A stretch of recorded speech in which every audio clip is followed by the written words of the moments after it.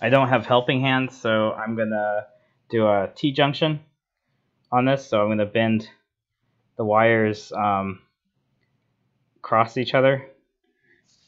Make sure you put the heat shrink on first. That happens every single time I try to solder. Is I'll solder and then I'll forget that I didn't put heat shrink on, and then I'll be screwed. So this will go together super easy. So super tiny. Oh my god, that wire is so tiny.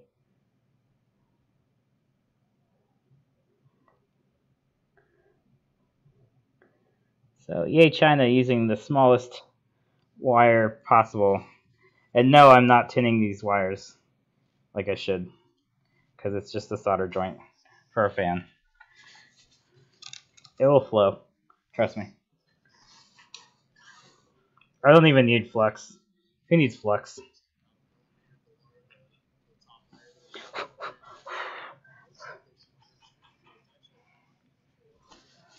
God, this is gonna smell terrible.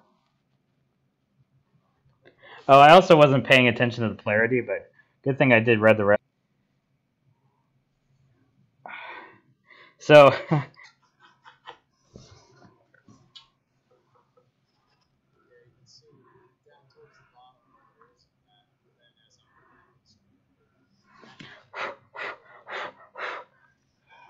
so I'm gonna test the solder, test the fan, and make sure everything heats up properly. But yeah, if I'm gonna, next thing I probably, this works really well if you get a good tip for it, but make sure you carry extra batteries or use lithium batteries. Doing lithium battery upgrade. Sorry if the extreme cuts out. I'm on a hotel Wi-Fi, and the hotel Wi-Fi is pretty bad. I don't want to use gas soldering irons. First of all, it's butane, so it's flammable. I don't know. It just seems to me that a portable, like a battery powered or a DC powered iron, like they're efficient enough now that they work just as well as the gas powered ones, but you don't have to ignite them. You don't have to worry about like getting the flow rate and all that stuff. You just turn them on and they work. I have a lighter, but I'm gonna try to avoid using it as much as possible. I'm just gonna put the heat shrink on before I test it, you know, because I like to live dangerously.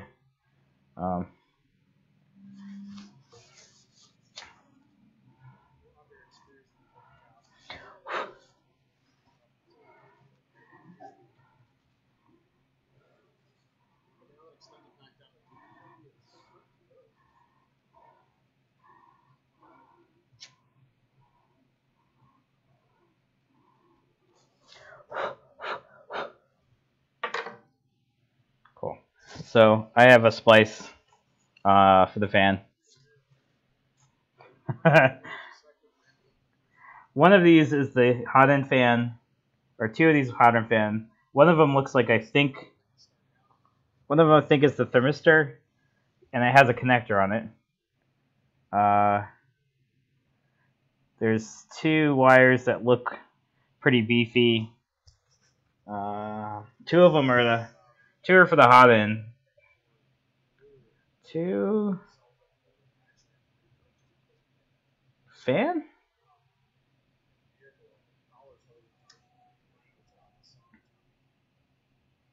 Oh, I know what that is for. There's on the carriage. There's a X in stop, or yeah, X in stop. So yeah, so yeah, like at home I have my roommate has a Heiko soldering station. I have the older Heiko 936 or 963 soldering station. The one she has is really nice because it's has the auto shut off. So if you put it in the holder, it automatically puts it to sleep, so it's not hot. It also is really fast and it like heats up instantly. And yeah, but this has definitely saved me a couple times. This one is nice because it's the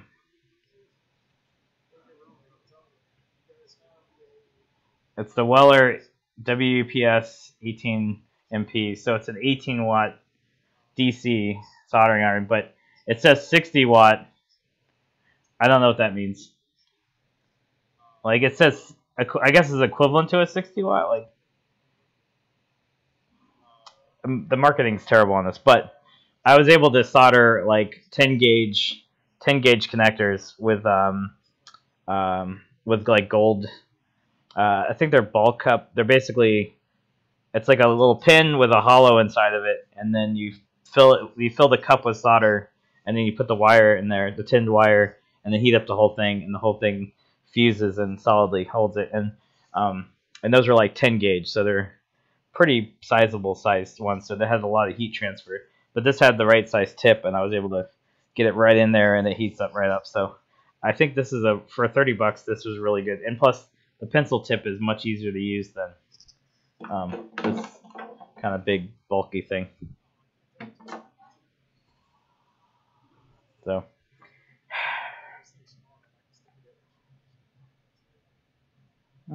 okay. So what I'm going to do is not worry about the BLTouch. I'm going to get this back together. Let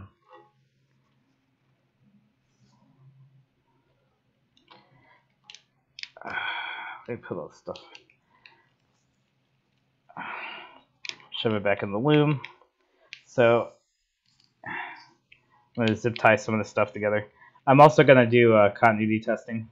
Well, I'm going to test this to make sure this thing even turns on, because that's a big part of it. I'm going to make sure that this okay, so BLTouch, the ribbon cable is going to stick out a little bit, because I'm going to get to that later. It also, all the wires go into this cool little, okay, hold on. So it goes here.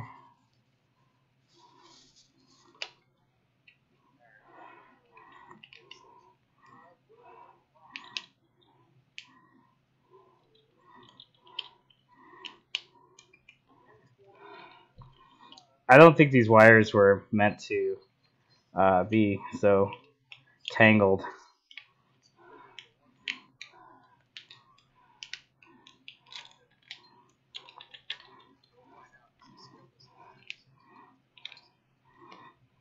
The other thing is, when I put the button tube back in here, I want to make sure that the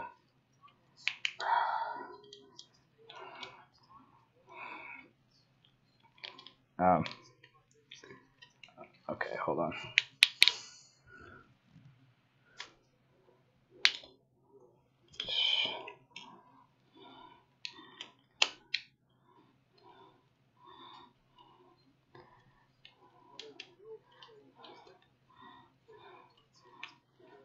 Oh, so anyway,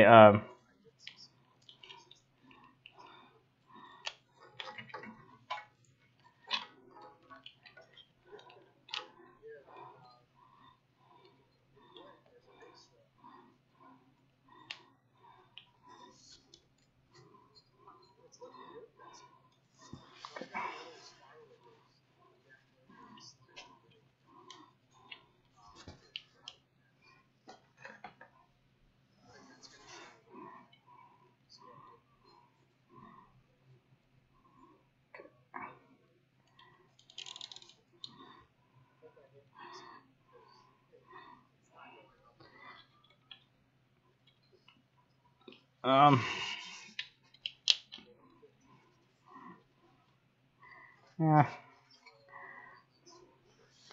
So the wire loom kind of sticks out a little bit. It's basically the printed part that holds the tube, the bowden tube, straight, and then the bowden tube goes all the way down. The coupler is actually screwed in to the top of this printed part, and then all the wires are ran to the side through this, like a side cutout channel, and then those go, so I can zip tie the whole thing. So the whip is actually securely mounted to the X chassis. This needs to not be twisted, but it came like that. And that's more of the bowden tube. being twisted. So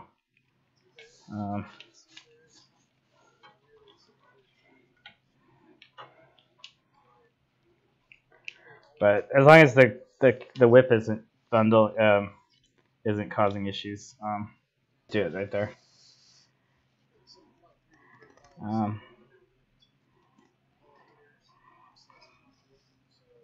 Okay.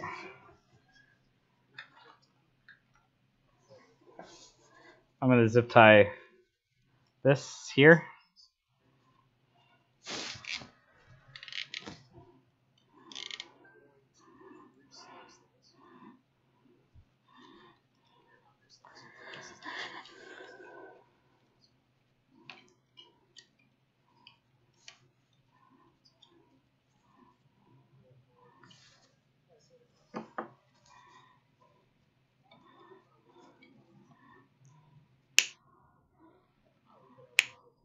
There we go.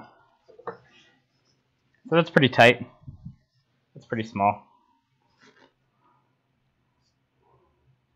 Again, I won't do the BLTouch wires yet, but the big thing for me is that I ran the wires through the wire loom. I'm going to go back around and zip tie, run zip ties for everything.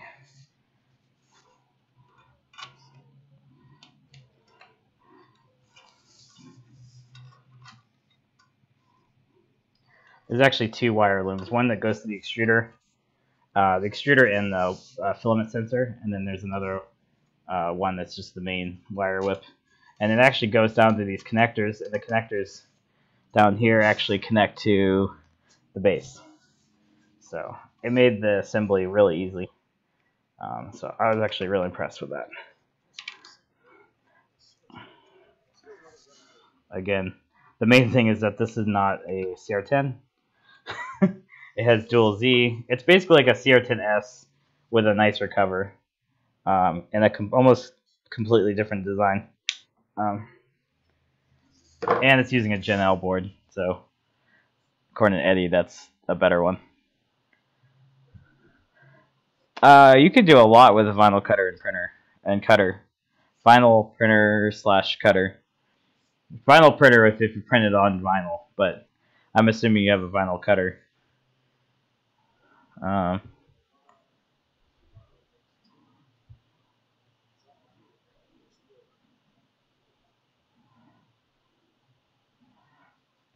This actually took about 15 minutes to set up.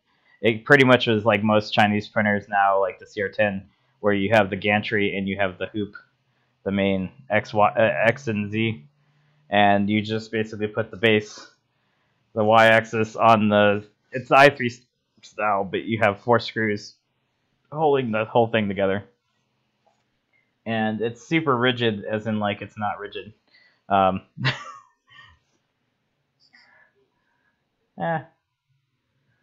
These mounts were loose here, or actually down here.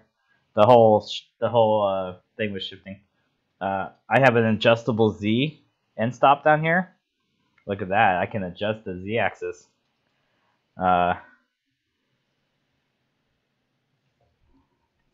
Did I mention I have dual Z screws? Dual Z screws, which I guess would be a benefit. And they look like they're lead screws. They're actually those brass ones. They're really, oh my god. There's a lot of machine parts on here. It's really impressive. Belt tension's pretty good.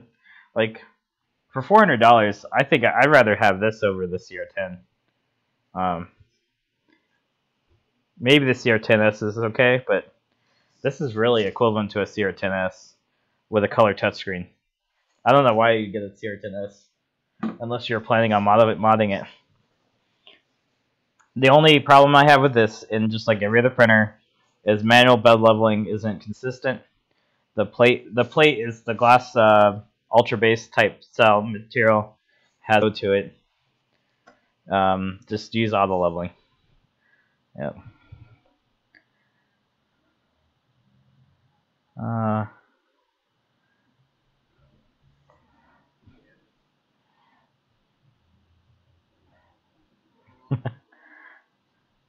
I got 0 3D printers. Oh, what is 0 3D like? I don't think you got the message, but I don't know what it would be like not having a 3D printer. I am so far into this hobby that if I quit now, like, I don't do sports. I don't play sports. I don't have like stamp collecting or anything. Like, I'd be really boring. I'd probably just watch TV and be an old man or something. I don't know. I'd take up like ham radio or something. RC car. No, I do car. I would do drone racing and RC car racing. But then I ended up getting back into 3D printing because I need those 3D printing for making parts for the RC stuff. So, and then combat robots, of course, is my main hobby. But, well, it's become my secondary hobby, but I got this hobby because of the combat robots. So, I kind of went backwards. Cool, a JST style connector for the fan. And then I need these two connectors. So these are the 2-pin and 3-pin for the BLTouch. And then those will solder onto the extended wires here. And then I'm assuming I can do this, so I just solder here to here. I want to avoid that. I think this is going to be temporary, essentially. Like, it needs to be...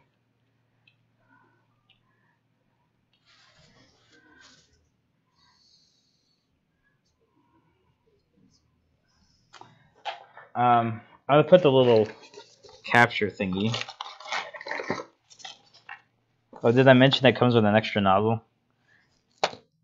Here it is. So it looks like they laser cut. Yeah. I think they laser cut. It looks like steel, or it's like a painted metal. It's hard, like metal, like it's not plastic. And this is what retains the wires.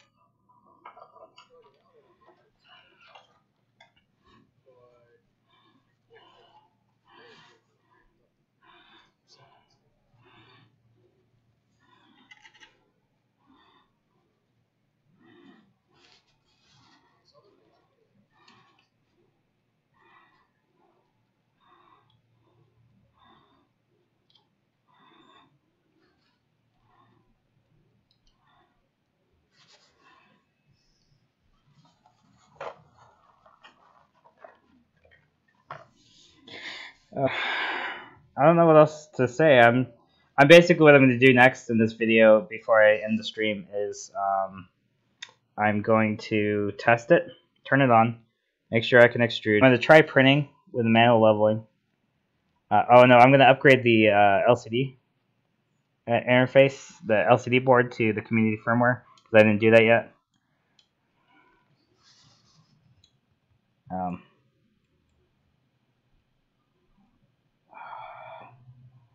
These screws are so tiny. Like, they don't need to be this small. Like, 2mm screws. They shouldn't even make 2mm screws. Like, unless you're doing like microsurgery on a 3D printer. This one even feels like it's stripped, but whatever.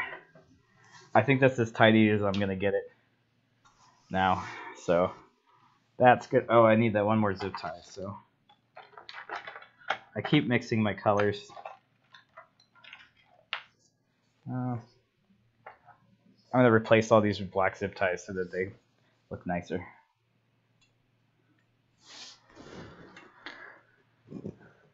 Hey, red light. Red light.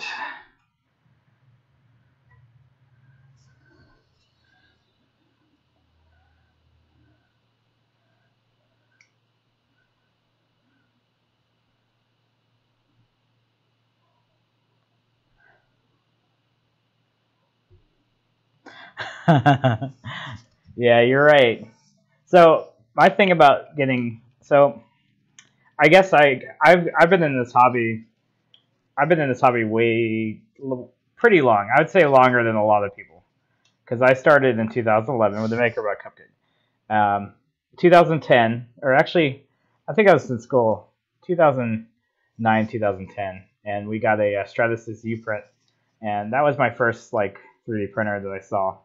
I never got access to it because the school like the printer was always being used, and I never could get in the queue, so the print queue, so never got to use it, but I got to watch it, and I just stared at it forever, and it's so cool. And then I found out about the through Make Magazine actually.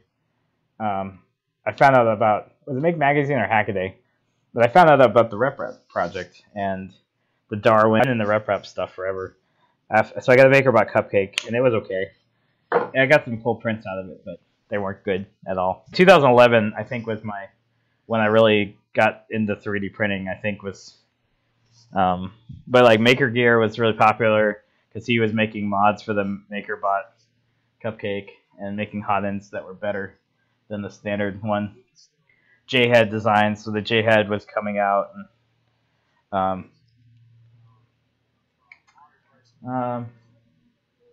but yeah, I want to say I'm a early adopter of 3D printing, and I've been actively doing it for like the last 8 years, and so I'm probably not as knowledgeable as some people because I just don't like, I don't know, like I don't dive that deep into it, and I've had a lot of kits, and I've built printers from scratch, but I just use the firmware that other people have made. I've used Marlin firmware, RepRap firmware.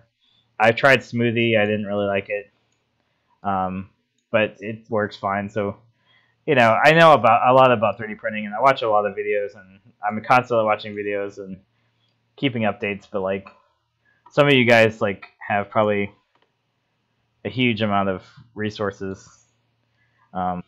It's a basically an enclosed design like this i3 design, but it's they've kind of gone their own way, and they're closed source proprietary, so they kind of borrow from some of the RepRap stuff, but they've made their own tweaks along the way. So I mean, we use them at the makerspace, and they're really good.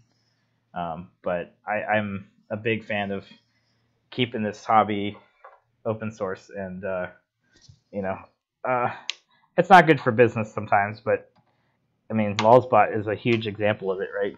They're like open source they're extremely open source hardware, and they seem to be doing well, and they're pretty much international now. So like, you can have an open source hardware company and still make it profitable, or at least manageable. I don't think 3D printing on the desktop is not profitable. So I have now worked for a CNC technician. I'm a CNC technician for a router company, a CNC router and machine company, and they're basically just giant 3D printers. Like, they have an XYZ movement. They have a tool head. They use G-code. They have a microcontroller. They have stepper or servo drivers. They have a power supply. Like, they're exactly like a 3D printer. They're just big and industrial, and exponentially more expensive. This is a $400 printer. The machine I'm working on is a $60,000 CNC router. So that's the difference. But I get to travel, and people pay a lot of money. So Plasma Cam. Oh, see you, John. I'm glad you could join the stream, and Matt's stream probably too.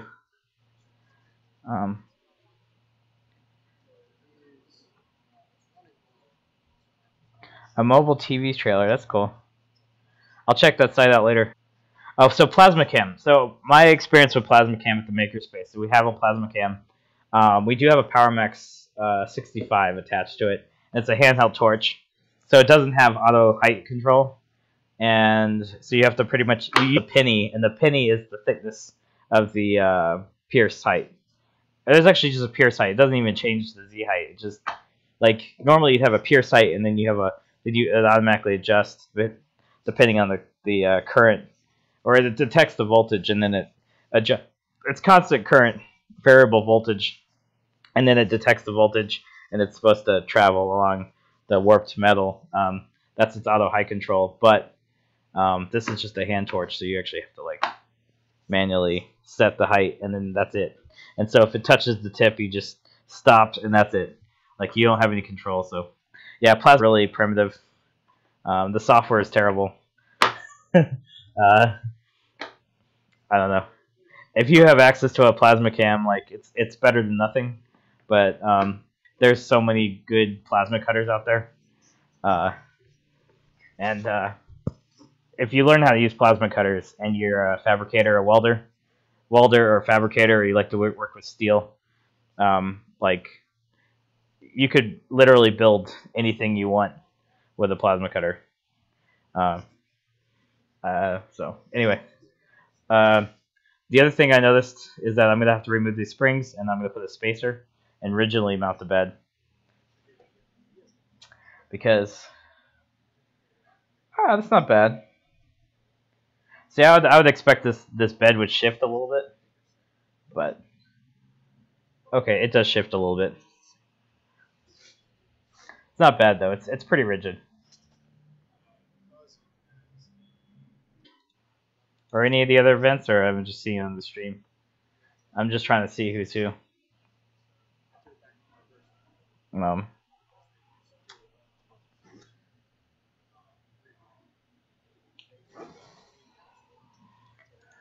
Sorry, I feel like I kind of now. Oh, Matt's printing a vase. God, that does look good. Oh, that belt is bouncing with a bearing. God, $100. That just blows my mind.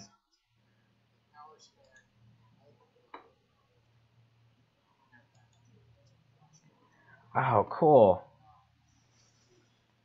Yeah, that looks great.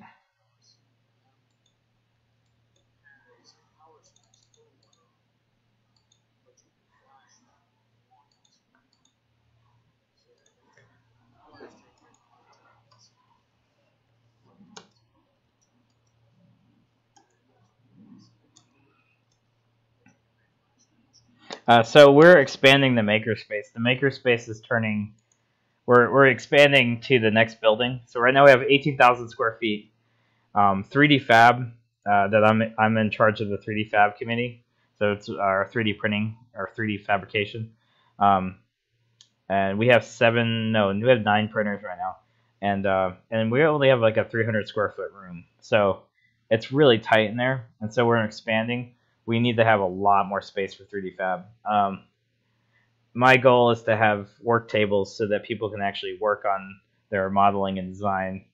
And then we have the printers against the wall. We have access to them. Or we could actually have a shelf. So, because I would love to get a print farm. I want to get to the point where we have so many printers that no matter how many people are there at any given time, we have 1,800 members, like 1,800 paid members.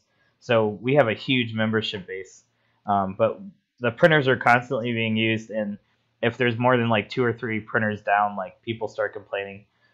So we need to have I think we can afford to have like a whole wall of printers. I'm probably not going to do much more of the poly printers, but I'll probably have some other printers available. I have a Rostock Max V3. I might do some more Prusas. I might do what's the other one? The JGAurora. I want to have a JGAurora because I want to have the big printer. Yeah, you should. If you come down to Dallas, let me know. I'll give you a tour, and we can hang out. Filamentov, recycled material filament. So CNC machines, I would stick with the Inventables. The Nomad is kind of expensive, but it's pretty well, like the Nomad, the Shapeoko, the Carvey, and then what's the other company? Carbide 3D. So Carbide 3D has the shape Oko.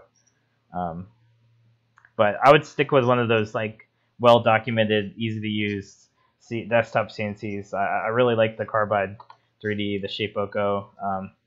I like the ones that basically they give you a bit and they tell you they already have the feeds and speeds already built into the software, and the software is really easy to use, and like you literally just drag and drop an SVG on it.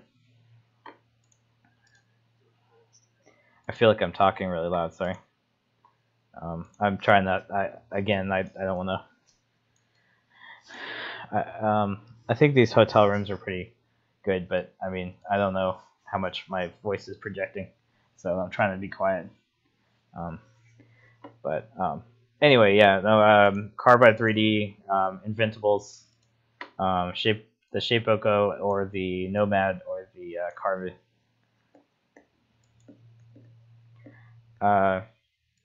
So Jessica, I have at the makerspace, I have a Formlabs Form 2 with a whole bunch of resin. I have pretty much every resin they make. I have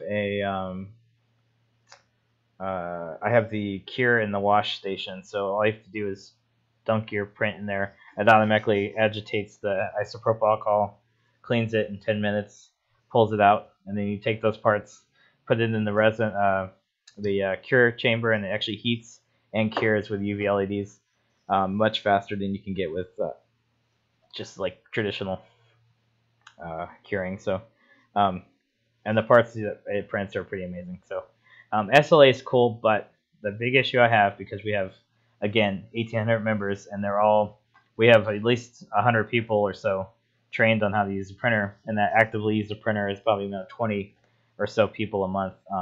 The resin printer gets resin everywhere. Like, there's just resin everywhere. Everything's sticky around it. Like, people don't clean up even though I tell them to. I'll just go and just take a rag and a bunch of isopropyl alcohol and just wipe everything down. I use Novus 2 plastic polish, and I'll polish all the acrylic parts to try to get the resin off. I've had to use a razor blade and scrape all the resin off of stuff.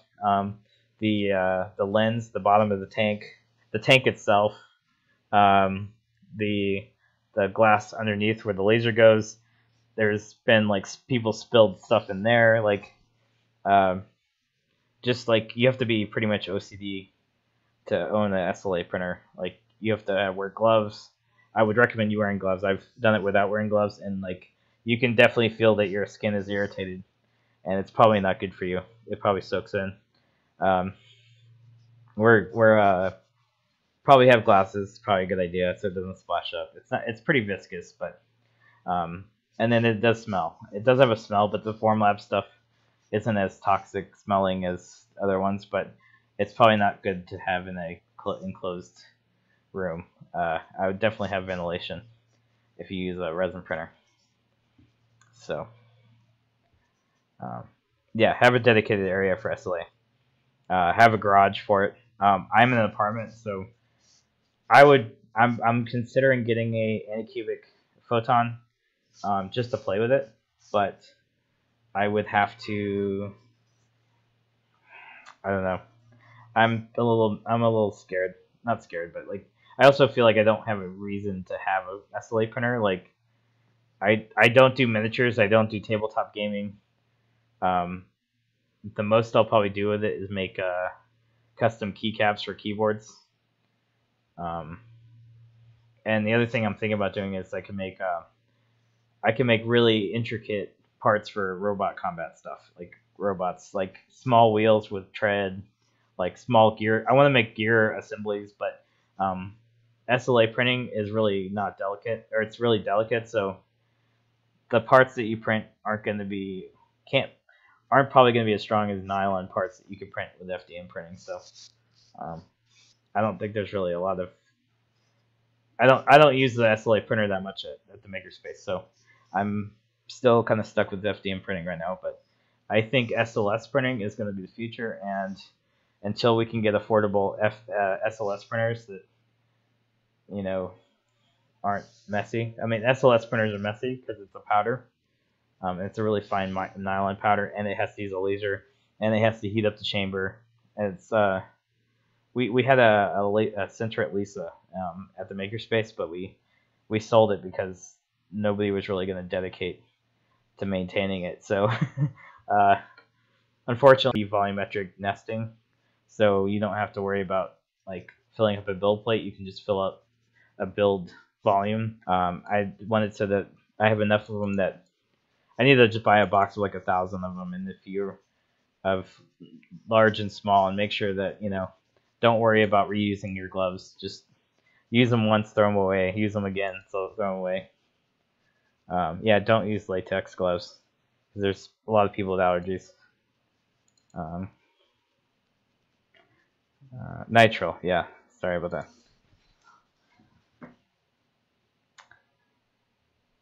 that. Robbie, are you work with Robbie? Robbie Mac? Yeah. So the most I do with solvents is on CNC routers we have misters, and the misters use some kind of really thin oil. It irritates me. Actually, I'll start coughing because it vaporizes. Essentially, it creates a really fine mist of oil, and I breathe it in. The sign business, cool. So speaking of that, I have I'm actually in Lubbock right now because I'm installing a CNC router for a sign company, and we were going through the cam side of it. So we're making different types of signs. So obviously, box letters, with the aluminum siding, and the front part's acrylic and back side's aluminum.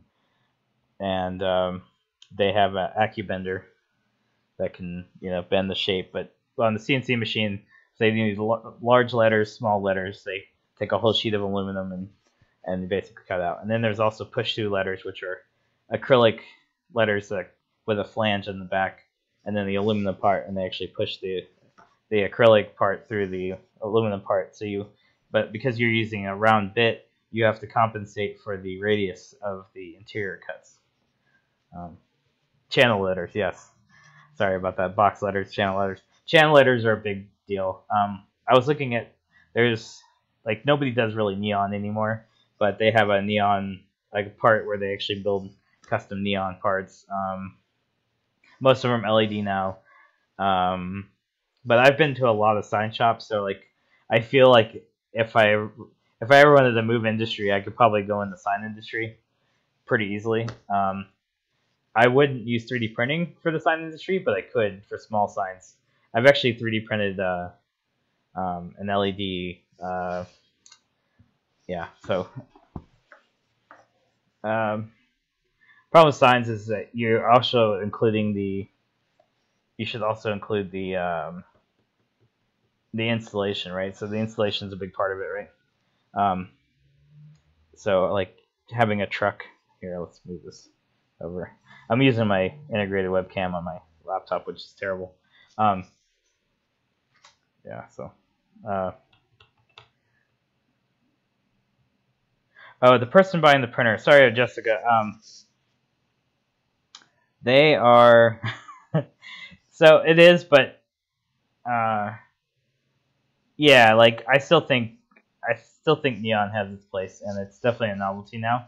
But I would love to learn how to do it because it's gonna be one of those things that it'll die off, but people still need to know how it was done.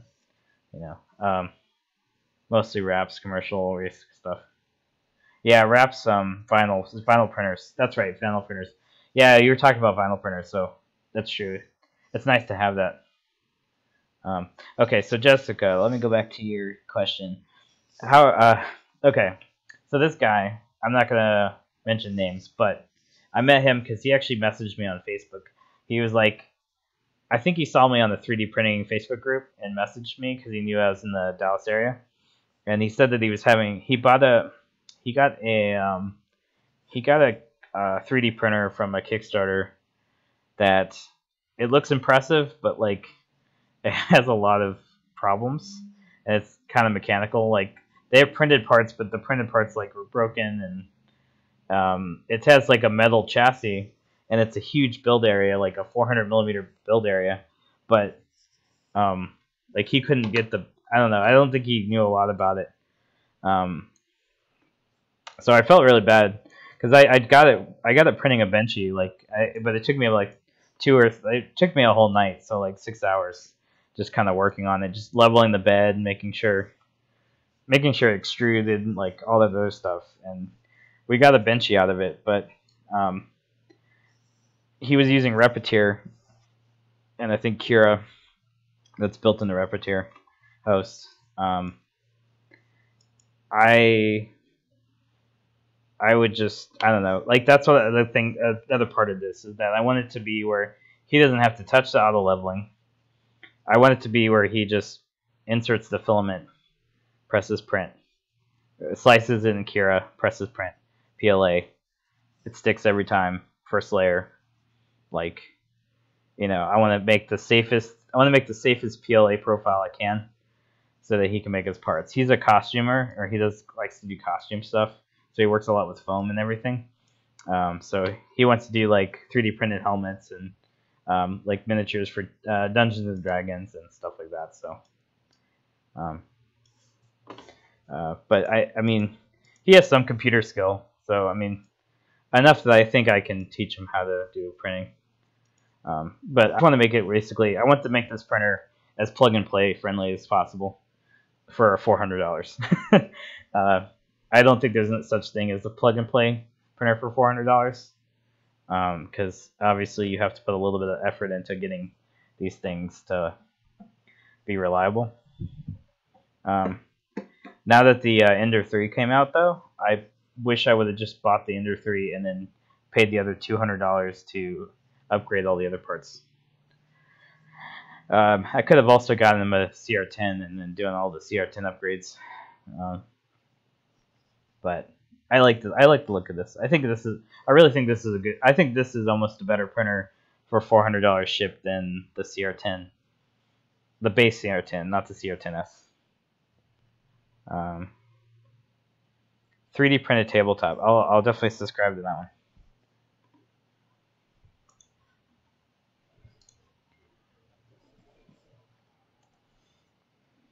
.3D printing.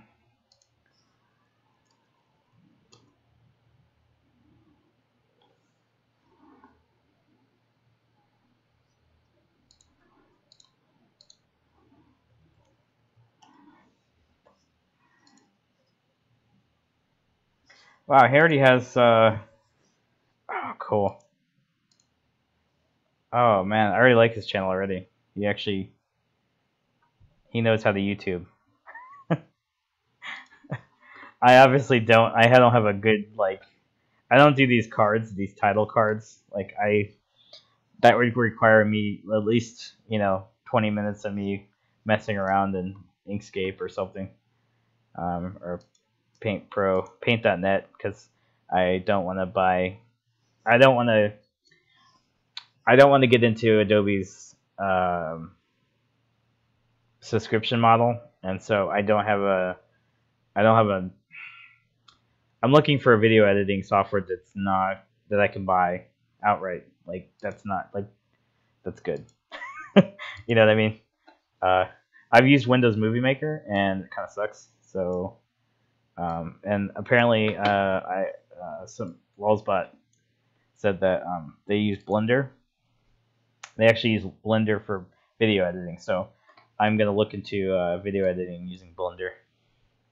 I wish I was able to use Linux and do full open source content creation and 3D printing, but I'd have to give up Fusion 360.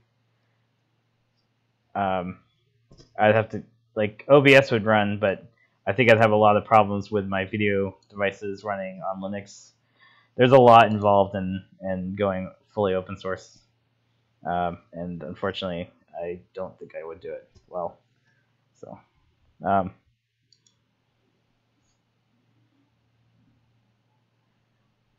yeah, yard signs. Don't you love that, where you just screen print, like 50,000 yard signs with the screen printer, or if you do vinyl, where you have probably an automated system, but screen printing. God, I've seen enough screen printing at the makerspace that I know that unless you're really seriously wanting to do more than more than like 50 t-shirts, like it's not worth setting up a screen print. Actually I made a shirt for Angus using heat press vinyl, and the heat press vinyl was so easy.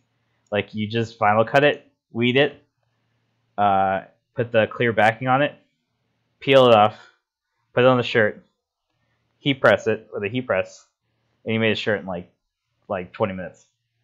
But you can only make like a few before it gets really labor intensive. So I made one for Angus and I made one for Joel, and it was says official Angus fan club, and it had the Maker's Muse logo on it. He probably thought I was a crazy fan. I mean, I am a crazy fan, but man, I wish Angus would come back to the States and his girlfriend, I forget her name, but she's really cool too.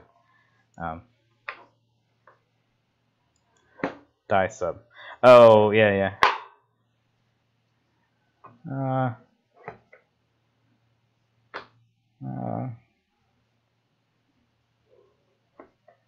Pinnacle, yeah. So there is Pinnacle video editing software. I've looked at that. I'm looking at Adobe Premiere Elements because it's not subscription based, but it's like basically like $100 to have a decent video editing software. But if I can get Blender for free and it works well, and I get the interface correct, I might try it. It's kind of goofy for me though. Like I really just want to drag and drop a video, scrub it, put a couple transitions in the title card. Like I don't think video editing is that complicated. I think streaming, like I basically want to set it up like a stream, but a stream that I can cut all the boring parts out of, and that's essentially what video editing is for me. Yeah, no, that's Angus from Maker's Muse. I got to meet him and I made him a shirt. He didn't wear it on stream though, and I felt really disappointed. I wish he would wear it on stream. I've asked him about it. I've even given him donations like I did yesterday, just to like mention it. I don't know. He's cool though. He has a lot going on, and like I like that he is full-time content creation. His videos are really good. Like really, that's how I learned Fusion, or at least that's how I jumped into Fusion, was watching a few of his videos, and like he got me up and running in Fusion a lot faster than the other guy that kind of goes more in depth on the right way to use Fusion. But yeah, Fusion 360. Even my tutorial videos have kind of been rushed, and I don't think they're correct. They're not good, so don't watch them. But I'm really good with Tinkercad, so, but I don't want to go backwards. I feel like I would go backwards if I went back to Tinkercad after using Fusion. So I'm trying to force myself to use Fusion as much as possible. But I've done quite a bit of Fusion. Actually, the Backpack 3D printer was one of my first serious projects using Fusion 360, and I was able to make stuff like a spool holder, a bracket, a fan shroud. Like I was able to make quite a few things in Fusion. No, I don't have a Mac. I used to be a Mac person, like a hardcore Mac person. I had a few MacBook Pros, and I really could only, I don't know. To me, it was the graphic hardware, right? So I have an Alienware now. I got into gaming, PC gaming, and so that kind of drove me to building a desktop Windows PC so that I could get the graphic hardware. I kind of ditched my Mac, and then I recently, or about a year ago, I bought an Alienware because I travel all the time on the road, and to be able to stream like I'm doing right now, and watch videos, and I could play games, and I could stream games, and I can then do Fusion 360 and doing all at the same time. This has a much better graphics card than probably my desktop. So I don't do Macs just because I could get more hardware for my money. And Windows 10 isn't terrible. But Windows 10, like I don't quite agree with Microsoft, but you kind of have to live with it. Again, if I could get Linux compatibility on a lot of the stuff that I just haven't looked into it, but I would totally dual boot if I needed to.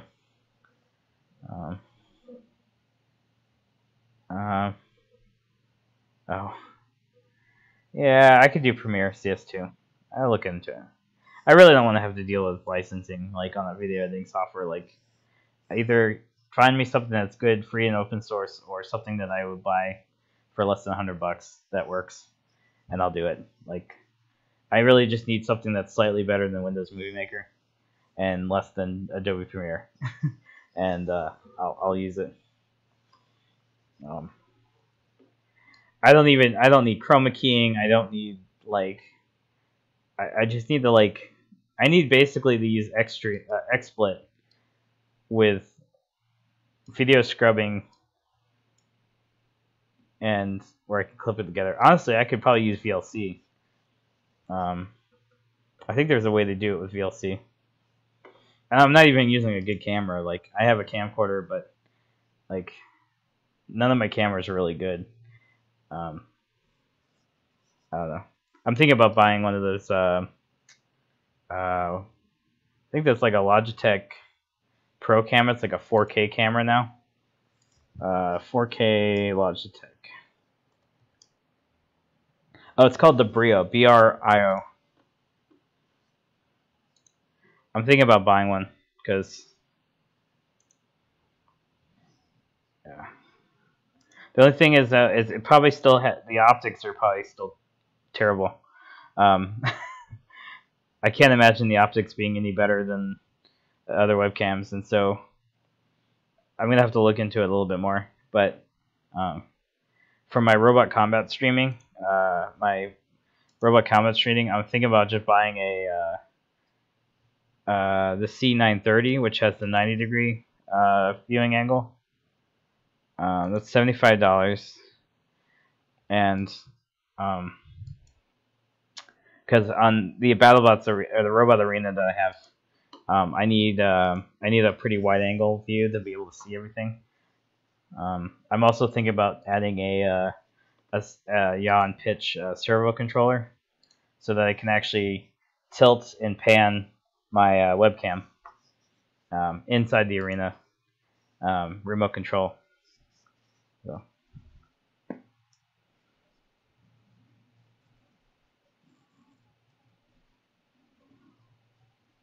Yeah, I don't need Illustrator. I use Inkscape, another good free open source program. And if I really had to, there's Paint.net, which is kind of like MS Paint on steroids with layers. So if I need to do any image manipulation, I'll do that. A lot of the stuff I could just do with Inkscape. Like, Inkscape is super powerful. Yes, Windows Movie Maker, I have tried it. Windows Movie Maker does not do... it doesn't let you do multi-layer video editing. So if I needed to do it, it's good for free, and I've made a few of my videos have actually been made with Windows Movie Maker, but I would like to have a little bit more control than Windows Movie Maker gives me. I have used Premiere, but I think Premiere has way more stuff than I need. Like, way more stuff than I need. I used to use Final Cut Pro when I did graphic design stuff, and I was in, I used to use Macs, and so I'd use Final Cut Pro.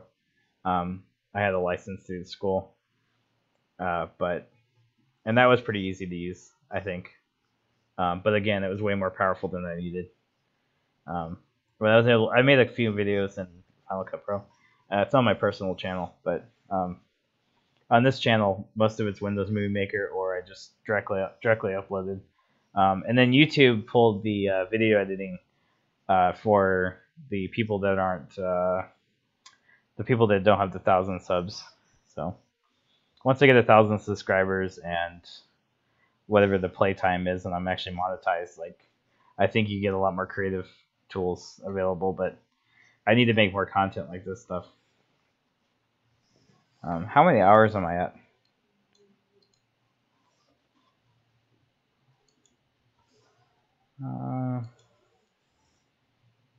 I'm probably gonna close the stream. Because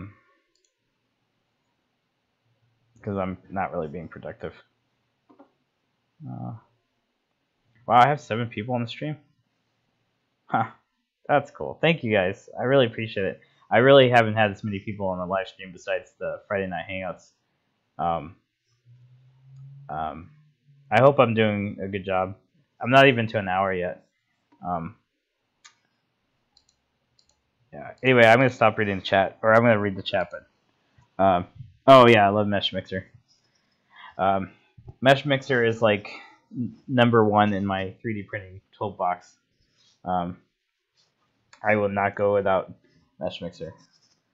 If they start charging for it, I'll buy Mesh Mixer. That's how good it is. Fusion 360 actually does have some of the mesh editing features that Mesh Mixer has.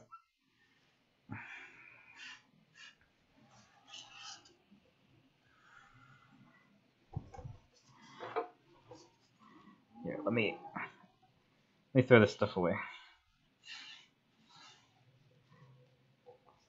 Let's turn it on and test it.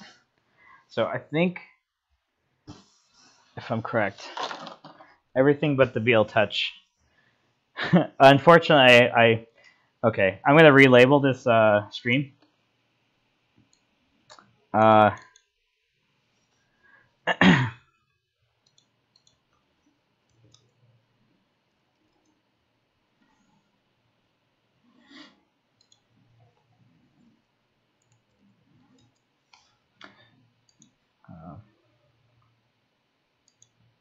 Okay, so this is kind of a sucky video now that I think about it, because I don't have all the stuff to add to BLTouch essentially.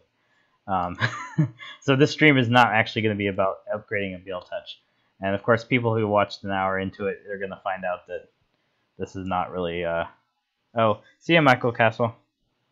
Castle, sorry. Yeah.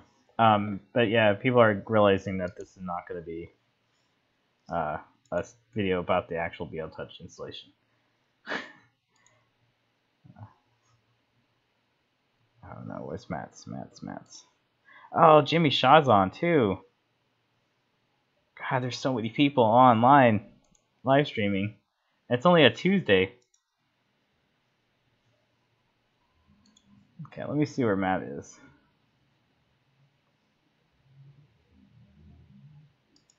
Yeah, and then, oh, Matt's almost done. I'm impressed with the power spec. That's pretty cool.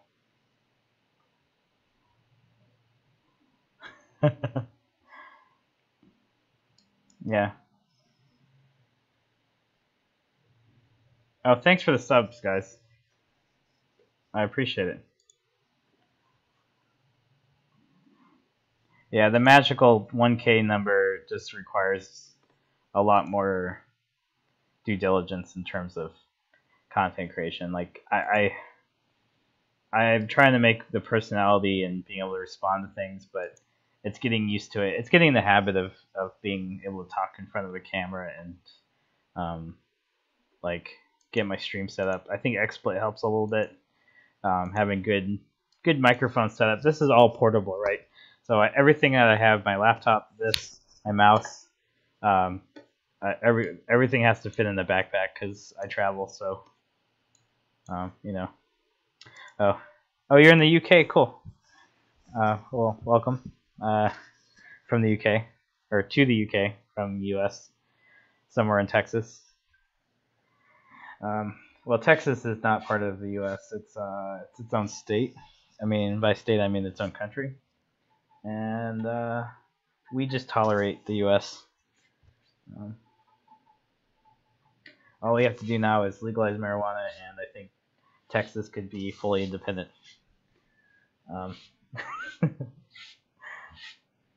But I'm not going to go into politics on the stream. Especially in Texas, I mean. There's some pretty radical ideas here. But I really like Texas. We have a cool group of people.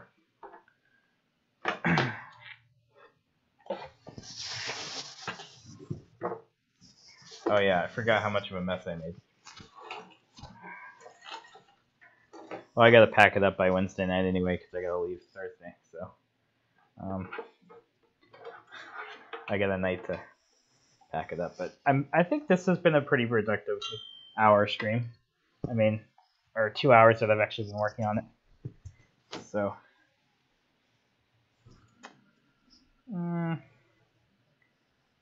I can't get to the LCD screen, so what I'm going to do is I'm going to turn the whole printer around. And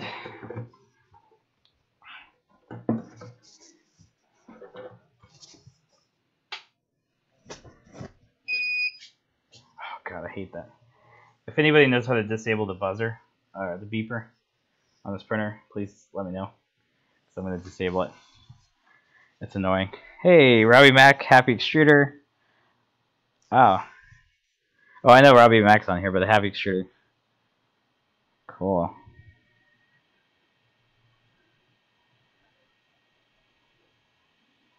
Oh, so click the bell icon. I know that's kind of been said by everybody, but YouTube doesn't automatically notify you when you have a subscription that's going live.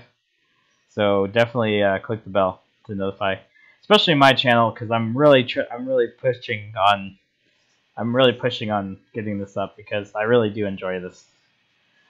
Oh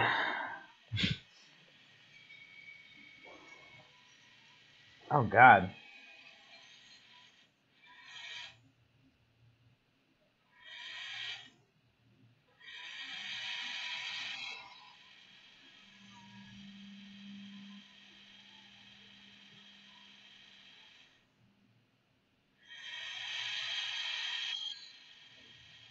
So the 24 volt fan, as you can hear, is really loud. And then I think it takes a few minutes running. I'm gonna order more on Amazon. Yeah, thank you. Yeah, that's not gonna last. So I basically need to buy a new fan.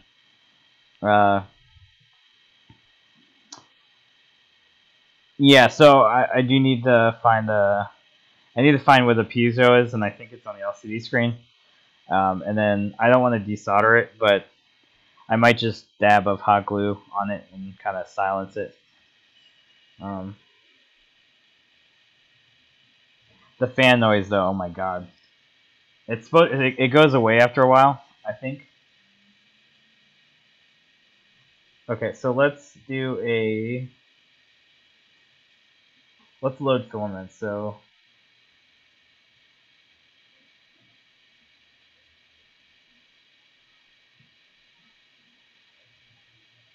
the interface is really weird. I don't know if you can see this. You can't really see it, but essentially it's a touch screen and it's very primitive.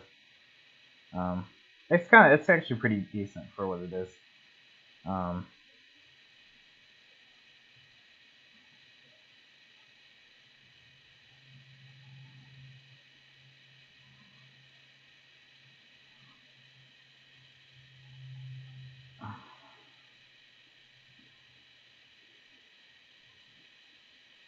There's not like a thing that tells you turn on.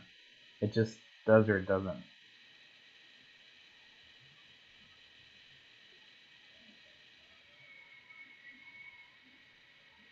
There you go. It's getting hot. Don't touch your hot end. Well, it's hot.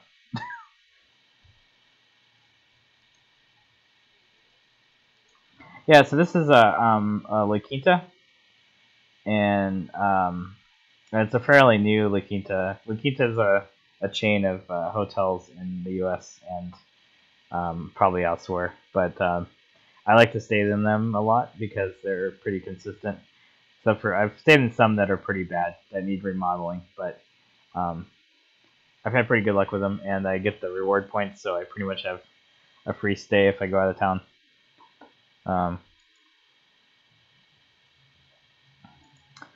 Ooh, what do you mean the enclosure? Oh, this? No, it's so open. This thing is just an empty box, essentially. Most of it is, the electronics aren't very much in the bottom.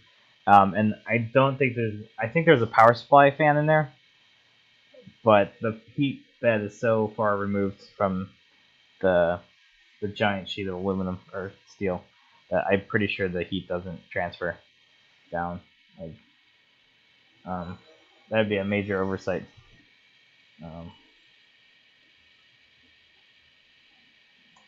Extrude. So I'm gonna put the crappy PLA that they gave me in there. Also, the extruder on this thing is like not meant for human hands. So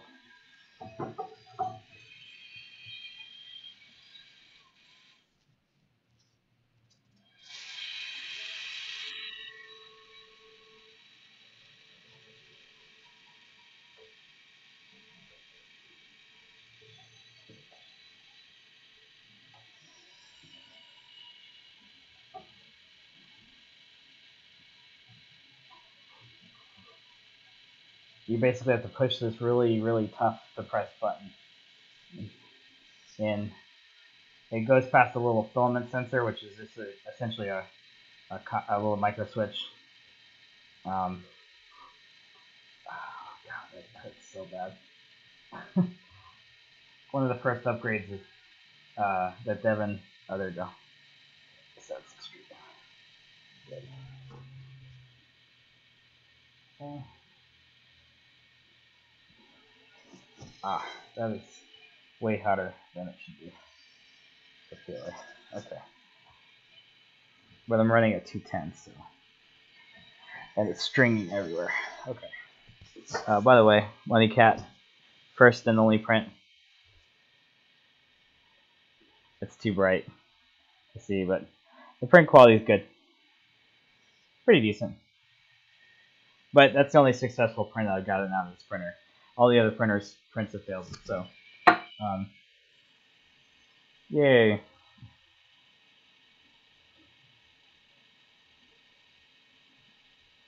Make extrude a little bit more.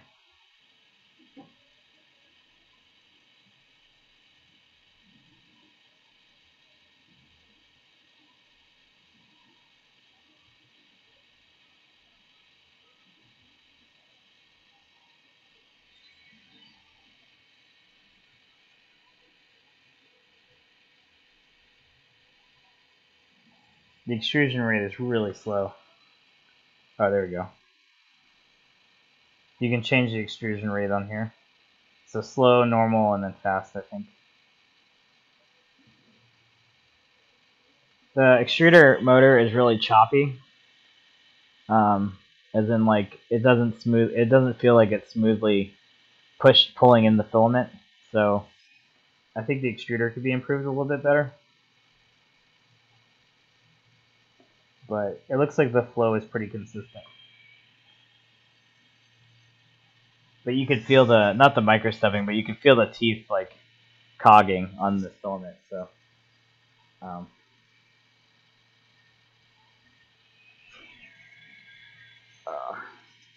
me get rid of the spider webs. I should probably retract, actually. There we go.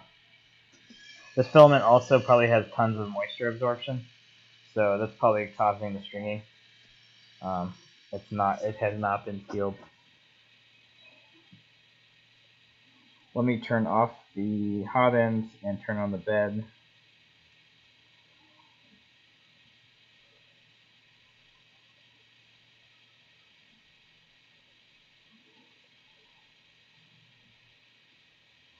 I'm gonna level on the heated bed so that I compensate for the working of the bed, and then I'm gonna use the provided thin sheet that they gave me for the level.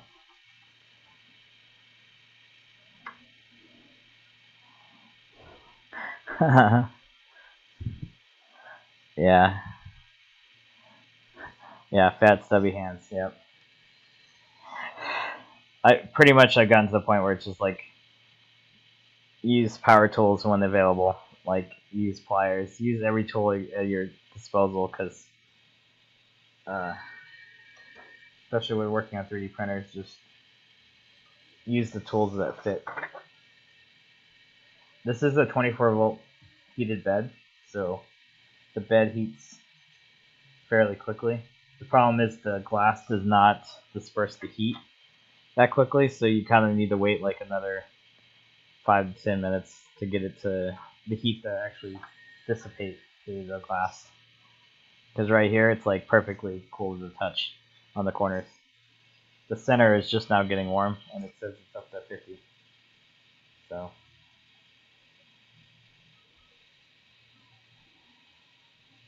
I would actually set this to 60 when I'm printing, just because of dissipation of the heat. And PLA you can print up to 60, pretty good. Filament was set to 210, so a little hot. But I would normally print at like 200, 205.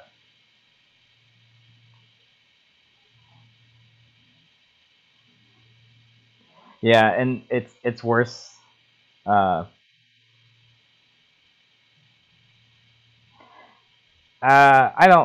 don't think the smoothers or driver chips are really necessary. Like, first of all, I'm not trying to spend any more money than I already have on this printer. And also, like, print quality isn't an issue because he's just going to sand and paint the models. To me, just having a printer that can extrude plastic and lay it down with a good first layer and not pop off after printing a long time, like basically Devin for Make Anything,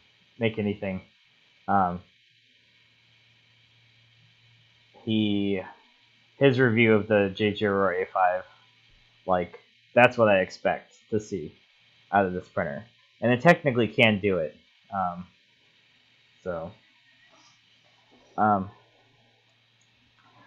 So it sticks well to the build plate, but it's really sensitive to the Z height, and the Z height is determined by the Z probing, or not Z probing, not yet, the Z homing. So there's a homing switch here, and the stock firmware would just do one chick, and that's it, So it went down too fast, or it went down too slow, I think, but it didn't do 2 taps. It just did like 1, I think, slow, fast, and so it wasn't a repeatable Z height offset. So, oh yeah, so the bed's getting warm now. It just takes a few, like a minute or so, to dissipate the heat. There's some scratches in the bed though because I've had it too low. The Z height just ram into it, so it's not a consistent. Yeah, and print time is fine. Like for him, I just want it to be reliable. I don't really care how slow this thing prints. Like, I just want it to be reliable.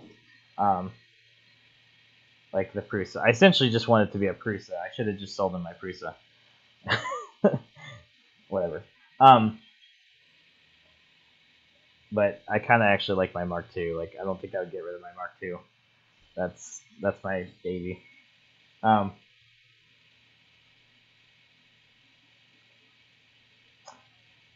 It also has intelligent bed leveling, which means a guided bed leveling. So let's try the first corner. It's gonna home itself. Home, home, home, home, home, Z home, Z home. Click, and then go to the first position. So back left corner. Absolutely no touching. So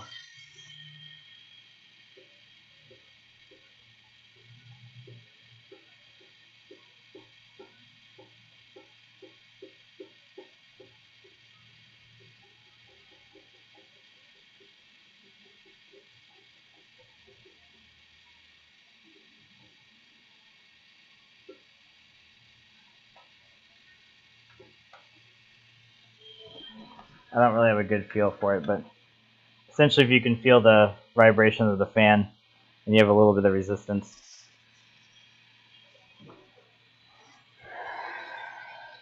It's also hard to get to these back two screws, and the screws aren't that big. They're not like the ones on the CR10, the ones you can print for the CR10. That's another reason why I don't like auto or manual leveling, is because none of these printer designs are designed to have easy to access level adjustments. But basically, once I have the BLTouch working, I'm just going to rigidly mount these. I'm going to put a spacer, and so that you don't have to align it at all. I'm a big believer in a rigid bed. It's less room for mechanical, like, resonance. But manually leveling this thing is really easy. I could feel the enclosure right here.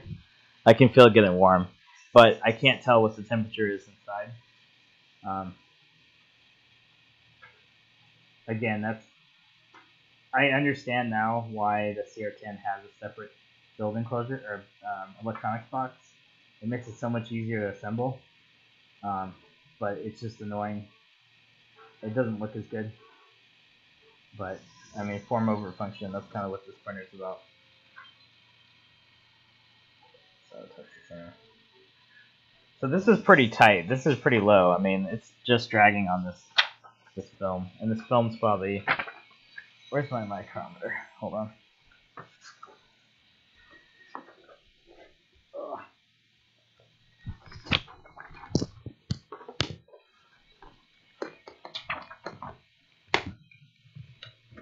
Sorry about that. So, ideally, if this is accurate,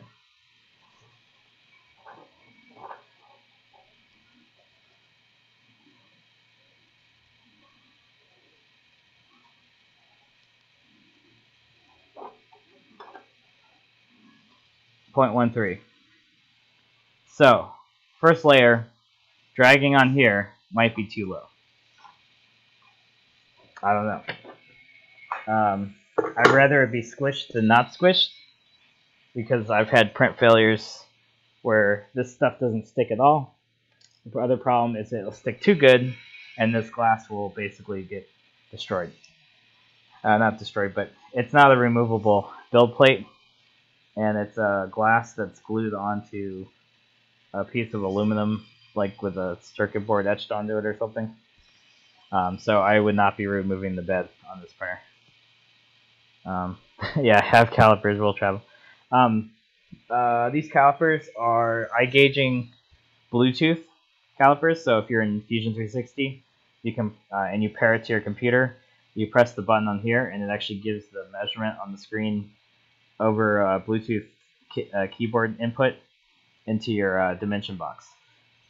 So yeah, squish is better, but this stuff is textured, and if it goes to the problem is the Z-homing with the stock firmware touches once and then goes and prints. So it's not reliable. The Z height is not reliable. The first couple prints, like I've had it dig into the bed way too much, and then the other one it didn't stick. So I'm gonna print,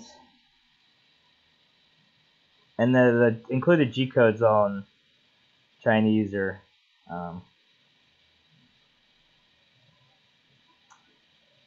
I have a corrupt G code right here.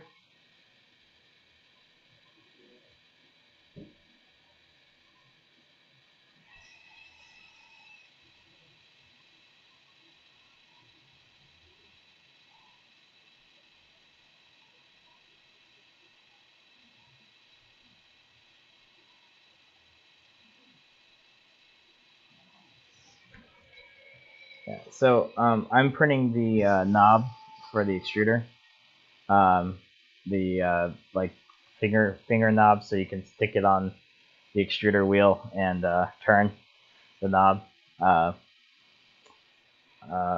But this G code is somehow corrupted, because it will only print like the first line and then stop with absolutely no indication of what it's doing.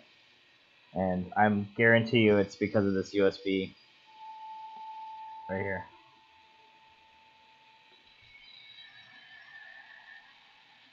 See, the fan got quieter.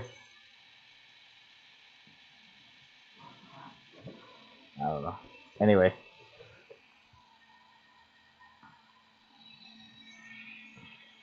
Okay, so it's about to print.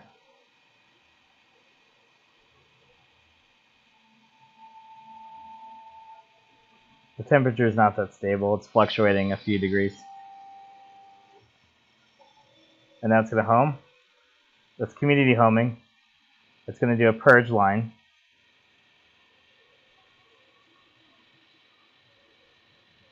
Maybe.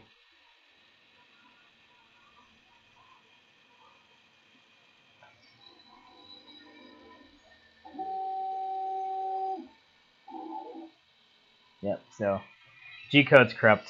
It stopped, or started and stopped. So, stop, confirm.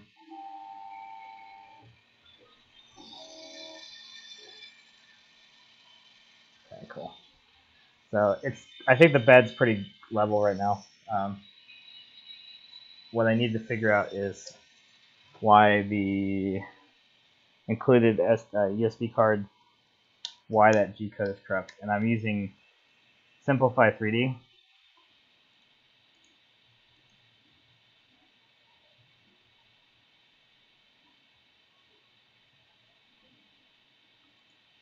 I'm opening up G-code right now.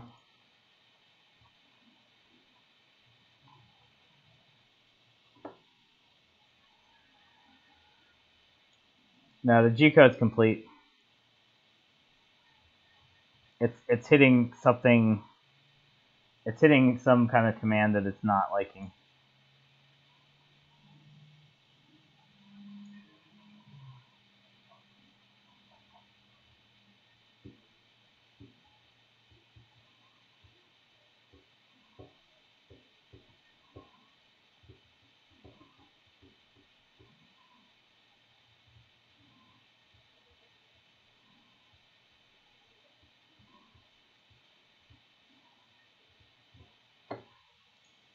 So what I'm going to do is I'm going to upgrade the LCD firmware. Yeah, so the purge line was good. I mean, it prints fine. Oh, the other thing.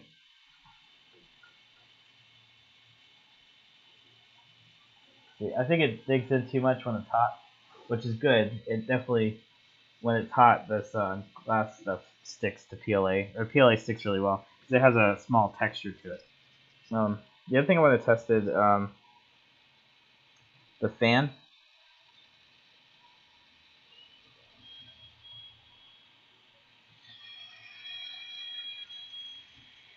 Oh, I forgot to put the fan shroud on. Okay, give me 1 second. Let's back.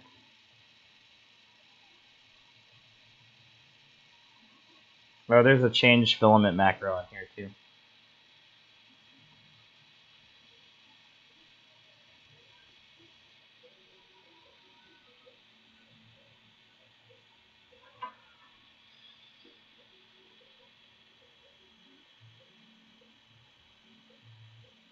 I might have to untwist this thing.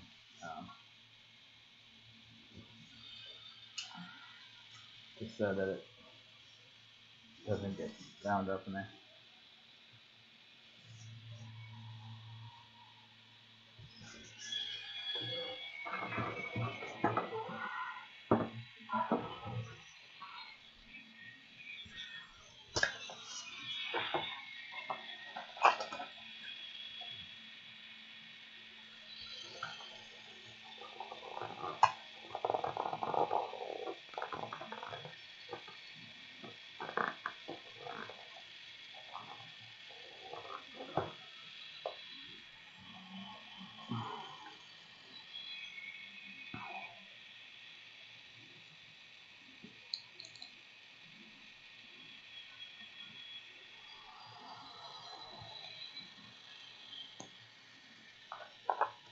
So there's an M2 screw that's really long, the M2 by like 12 or something, and it screws right up into the thing. It uses one of the smallest Allen keys I've ever used. An M2 Allen key, like, or M1.5 Allen key. So.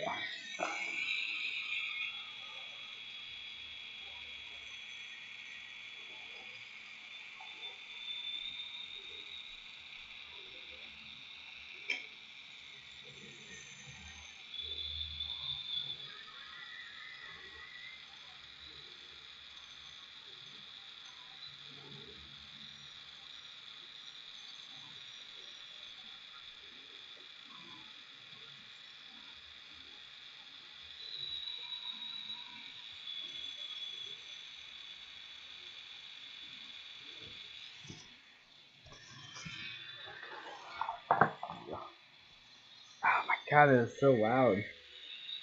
It's not even rubbing. That's the sad thing. That fan just has a terrible bushing or something. You know what? I'm gonna go on Amazon right now and buy it. Oh, see ya.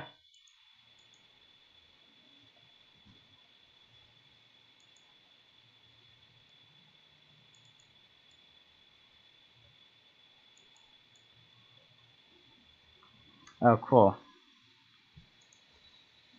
Yeah, I'm going on Amazon right now. I'm buying a 30mm 24-volt fan.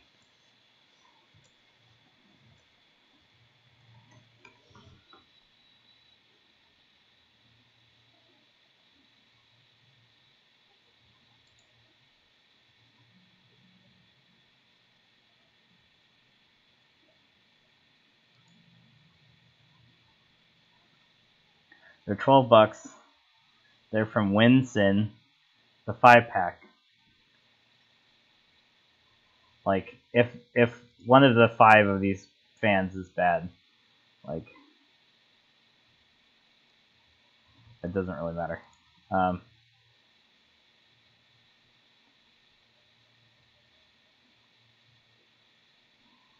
Ooh. Hey. This one is brushless. And, well, they're all brushless. This is 24 volts, dual ball bearing, or at least they say it's dual ball bearing. Yep, it's $15. Okay, so I'm already putting about 50 bucks into this project. Whatever. Again, is it reliable? Is it reliable? I want it to be quiet. I want it to be reliable. I want it to basically be a Prusa. Okay, so I should get that fan. I ordered the fan. Calvin and Jimmy are on. I'm kind of hungry and tired. I think I'm gonna stop here. Yeah. Unfortunately, Prime Day doesn't include a 30mm 24-volt brushless ball bearing fan, which is a very oddly specific thing. But yeah, thank you, Robbie Mac. Thank you, everybody. I really appreciate it, especially since I have like 300 something subscribers. I really appreciate all of them. The whole community in general. I don't know. You guys are family. So anyway, I'm getting emotional. I just want this printer to work. I mean, it works. So what I'm gonna do, I'm gonna off stream. It's kind of boring. I'm gonna upgrade the LCD driver, the LCD firmware with the community LCD firmware. I'm gonna try reslicing the G code, resending it, and probably doing it over a tethered connection versus the USB. Because I have a feeling that the USB is not good. So what I most likely will do is end up running Octoprint on this printer. Again, I'm adding up the cost of what this printer is going to be doing. But anyway, I think Octoprint will be a lot more reliable for him. Anyway, so Uh, good night. Bye.